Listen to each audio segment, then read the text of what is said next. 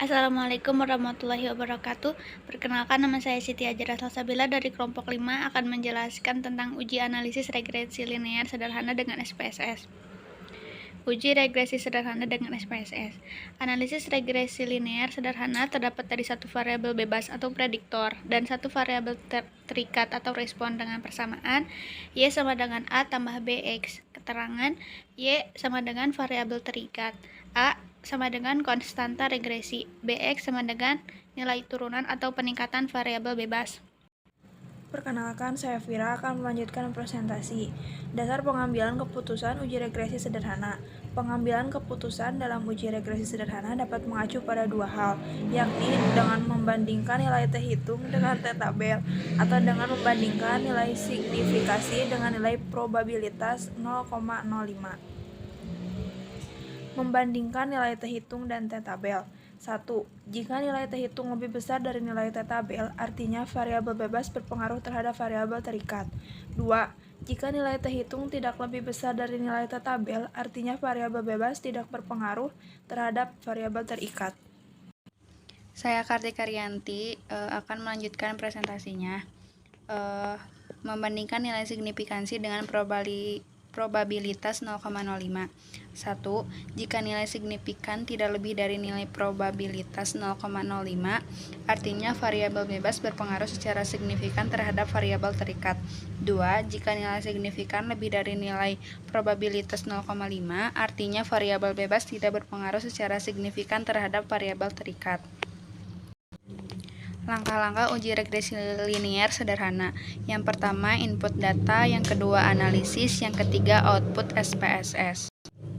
Setelah mengetahui tujuan dan dasar pengembalian keputusan dalam uji regresi sederhana, selanjutnya kita masuk ke praktek uji regresi sederhana dengan menggunakan SPSS.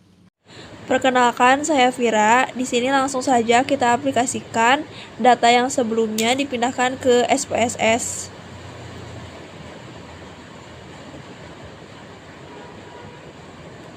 Disimpan di data view.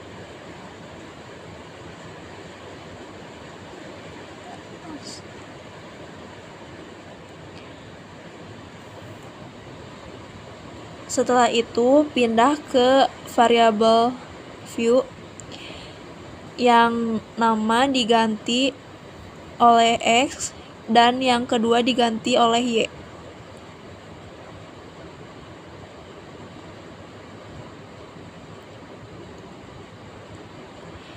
Untuk type-nya diganti dengan numerik, dan kolom yang kedua juga diganti dengan numerik.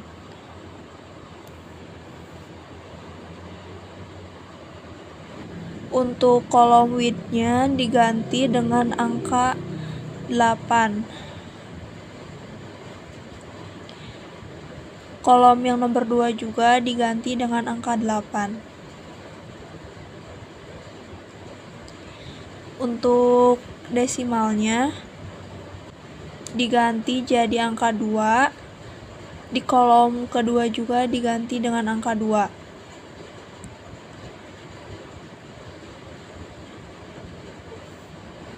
Untuk kolom yang columns-nya diganti dengan 8 dan kolom yang kedua juga diganti dengan 8.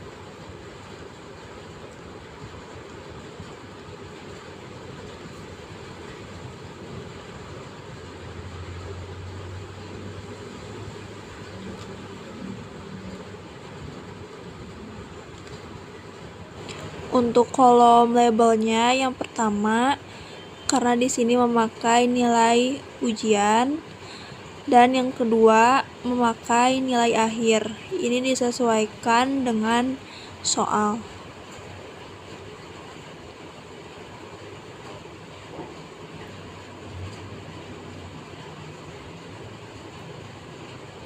Saya Siti Ajara akan melanjutkan penjelasan. Selanjutnya ke analis, kemudian ke regression, selanjutnya ke linear.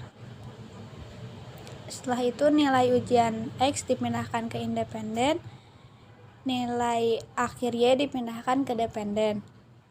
Kemudian klik OK. Lalu muncul output seperti ini.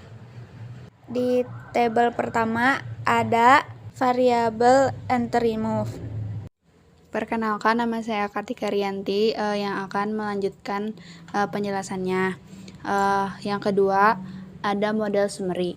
Dilihat di tabel bahwa R dengan nilai 0,862, artinya koefisien kolerasi sebesar 0,862 berdasarkan kriteria Guilford, hubungan antara nilai ujian dan nilai akhir adalah kuat.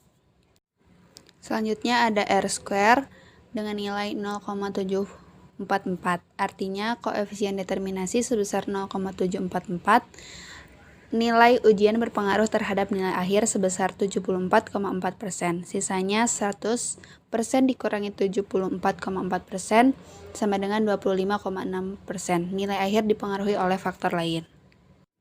Nah, untuk nilai yang edges R square itu biasanya digunakan untuk model regresi berganda. Selanjutnya ada tabel ANOVA. Tabel ini untuk menguji signifikansi simultan. Untuk hasilnya sama aja, ada RJKR, RJKG, dan RJKT. Lalu ada DF, DF1, DF2, RJKR, RJKG, ada F hitung. Nah, untuk analisisnya di sini akan ada 2 uji. Jadi ada pengujian simultan signifikansi hasil penaksiran parameternya. Pertama kita uji dengan F hitungnya. Jika F hitung lebih besar dari F tabel, maka H0 ditolak. Jika F hitung lebih kecil dari F tabel, maka H0 diterima. Nah, di sini ada DF1, DF2-nya yaitu DF1, 1, DF2-nya 10. Maka diperoleh F tabelnya 4,96. Jadi kesimpulannya karena 29,036 lebih besar dari 4,96, maka H0 ditolak. Jadi H1-nya berpengaruh signifikan.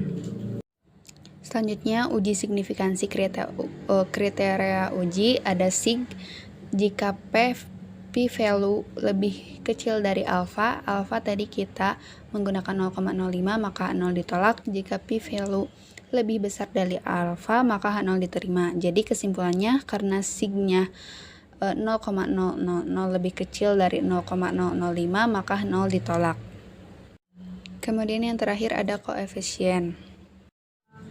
Nah, ada hasil penaksiran parameter regresi konstanta A sama dengan 30,043, koefisien B-nya 0,897, sehingga diperoleh persamaan regresi linear sederhananya Y sama dengan 30,043 ditambah 0,897X.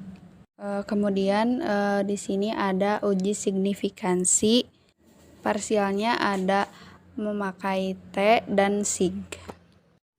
Jadi uji parsial signifikansi parameternya bisa untuk pengujian konstanta A-nya bisa menggunakan nilai T dan bisa menggunakan nilai sig-nya. Nah, karena nilai T hitungnya 2,964 lebih besar dari 2,228 lebih besar dari T tabel, maka H0 ditolak. Atau bisa juga dengan menggunakan nilai sig-nya, karena nilai sig-nya 0,014 lebih kecil dari 0,05 maka H0 ditolak. Artinya konstanta berpengaruh signifikan terhadap nilai akhir. Nah, untuk pengujian koefisien B-nya, untuk nilai T hitungnya karena 5,398 lebih besar dari 2,228 maka H0 ditolak. Dan nilai sig-nya karena 0,000 lebih kecil dari 0,05 maka H0 ditolak. Artinya koefisien nilai ujian berpengaruh signifikan terhadap nilai akhir. Sekian penjelasan dari kami, mohon maaf bila ada salah kata. Wabillahi taufiq wal hidayah. Wassalamualaikum warahmatullahi wabarakatuh.